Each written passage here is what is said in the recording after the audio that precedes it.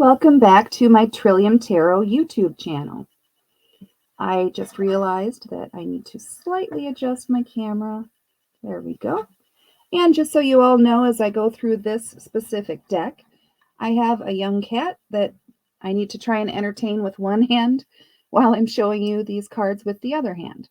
So today I am going to go through the Chrysalis Tarot.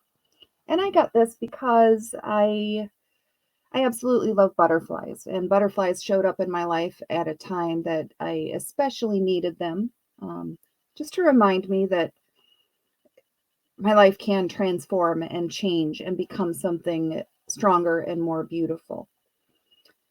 These cards, by the way, let me jump ahead here. I'll show you at the bottom of the major arcana, it has the name of the character that's depicted on the card. But then underneath that, it shows what the major arcana card is. So we start off the major arcana with Merlin. He is the fool or the hero who's starting the journey. And then, as the motorcycles go by, and then we have the ravens representing the magician. Then we get to the high priestess, followed by the empress. And I'm just realizing that I might have to go through these cards a bit more slowly because my camera takes some time to focus on all of the detail in these cards.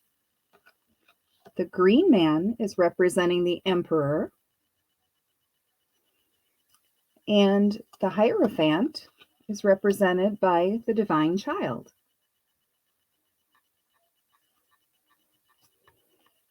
Here we have the lovers.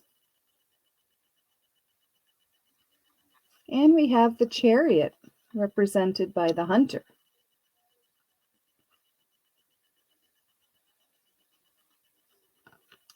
The Egyptian goddess Maat, if I'm pronouncing that correctly, represents justice. Can you imagine the stories that the hermit has to tell of his wandering through the years? The Wheel of Fortune, followed by the Strength card. So in this deck, they did reverse the Strength card and the Justice card. So be aware of that. Let me look back at the 8. Yep. The 8 is Justice and the 11 is Strength. The Hanged Man. And here we have the Death card, represented by Ariadne. Oh, and my cat wants to get down, so we'll put her down. We'll see how long she lets me have two hands for doing this video. All right, so let's move on to Temperance. That's a pretty card with the fish and the butterflies and the sunflower. Here we have the Devil. I'm not sure of the significance of Bella Rosa. I sense a consultation with the Google machine in my future. But if anybody knows the symbolism behind that as it relates to the devil, feel free to drop it in the comments. Here we have the Tower. Kali the Destroyer. This is the Star card. And the Moon card couldn't be more obvious. There's a big old moon on the card. Here we have the Sun. Oh, I like this next card. Judgment is represented by the Phoenix rising from the ashes. Transformation, starting over, starting fresh. And here is the World card. So we've gone through the major arcana and move them out of the way. And this is a deck, not only did it switch the 8 and the 11 in the major arcana, but this also uses alternate suits. And I can hear Johnny in my head bitching about artists changing the suits. So Johnny, just get right on out of my head. We're going to start out with the Ace of Scrolls, which is related to the suit of swords. And I struggled a little bit with this, trying to come up with a hook so that I remember what scrolls relate to in the traditional tarot. So swords are weapons. They're usually things that you fight with, that you defend yourself with, that you inflict harm with. And my little mental hook for remembering this suit is words cut deeper than swords. So words or written language can be a weapon used against other people. So that's just my mental hook for remembering that this is the suit of swords. So we'll look at we've already been looking at the Ace of Swords, and then the Two of Swords, the Three of Swords, usually represented by the image of a heart pierced by three swords. You can see the fox has a teardrop coming from his eye. The Four of Swords, she's curled up and is resting. The Five of Swords, somebody drew a line in the sand. The Six of Swords, wait for my camera to catch up to me there. The Seven of Swords. Then we have the Eight of Swords, or Eight of Scrolls. I'm just going to keep saying swords because that's the suit that it represents. We have the Nine of Swords, the disappointment, the stress, the anxiety, and the Ten of Swords to wrap up the numerical portion of this suit. Now, just like on the major arcana, the bottoms of the court cards also do specify, they have a name for the picture depicted on the card, but it does say page, knight, queen, and king. So that'll be easy enough to differentiate once you get the basic suit correlation down. So we start out with the Page of Swords, the Knight of Swords. Here we have the Queen of Swords. She's the weaver. And finally, we wrap up that suit with the King of Swords. So again, for remembering the correlation of this suit, words can be more hurtful than any weapon. So that's my mental hook. Next, we have the suit of wands. And in this deck, it's represented by spirals. So my little trick for remembering the correlation of this suit, I think of the rings inside a tree. And that matches up with spirals in my head. You may have to come up with a different hook, but that's what works for me. So here we have the Ace of Wands, then the Two of Wands, the Three of Wands,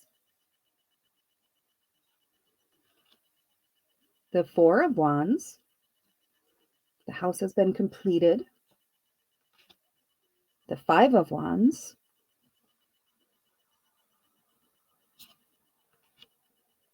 the Six of Wands, the Seven of Wands. The bear's poking his head out saying, "This is my territory. You will not encroach." We have the Eight of Wands flying through the air, the Nine of Wands, Ten of Wands is kind of interesting. Very unique way of presenting that burden that you're carrying on your back. The Mime represents the Page of Wands. The Pirate is the Knight of Wands. We have the Queen of Wands. And finally, we have the King of Wands.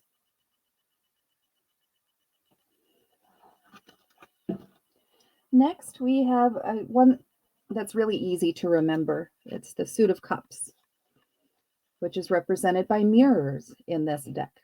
So you see your reflection in a mirror, and you can see your reflection in water.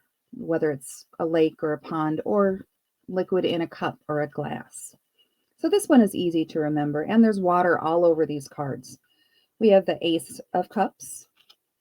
Then we have the Two of Cups. That card is so pretty.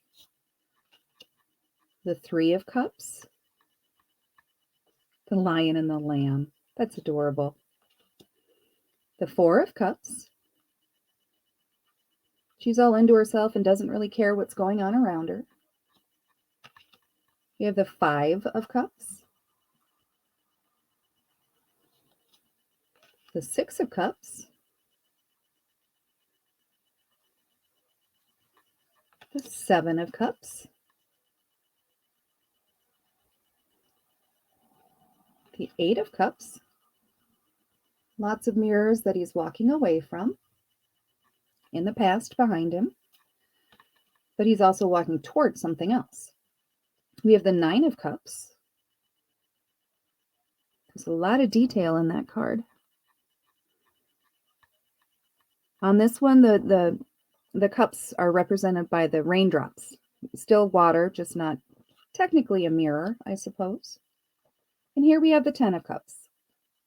The rainbow from the traditional tarot deck is represented, by the way, in the coloring of the bird here with the multicolors. The healer would be the Page of Cups. The dreamer would be the Knight of Cups. The watcher would be the Queen of Cups. And finally, we have the Sojourner for the King of Cups. I like the way they named the suits for this card. It seems kind of poetic to me. Here.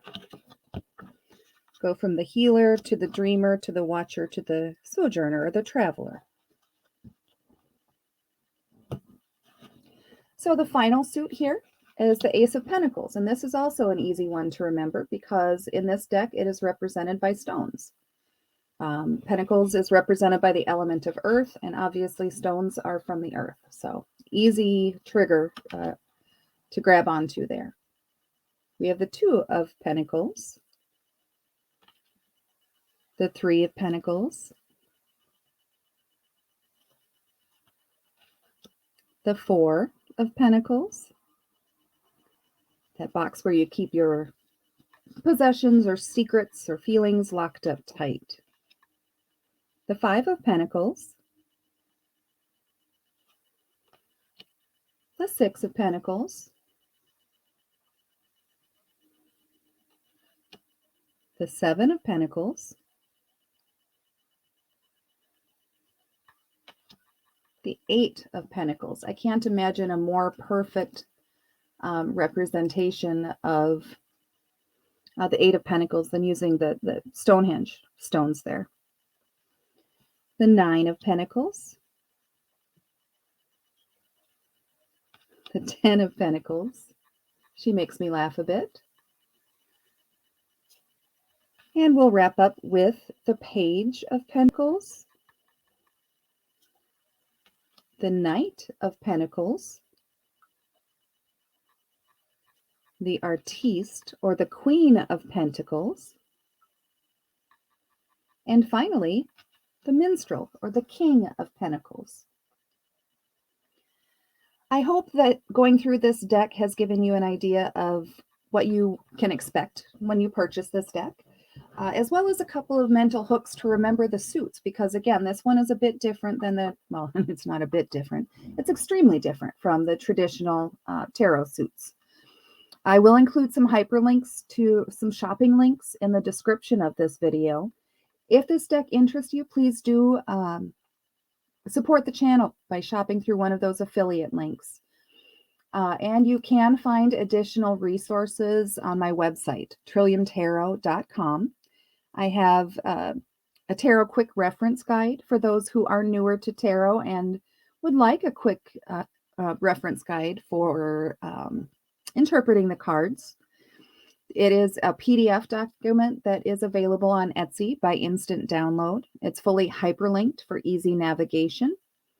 And if I can figure out how to share my screen during these StreamYard videos, I will, just to give you an illustration of how easy it is to navigate throughout that document. So please do like the video, subscribe to the channel for alerts of future video uploads, and we'll see you next time.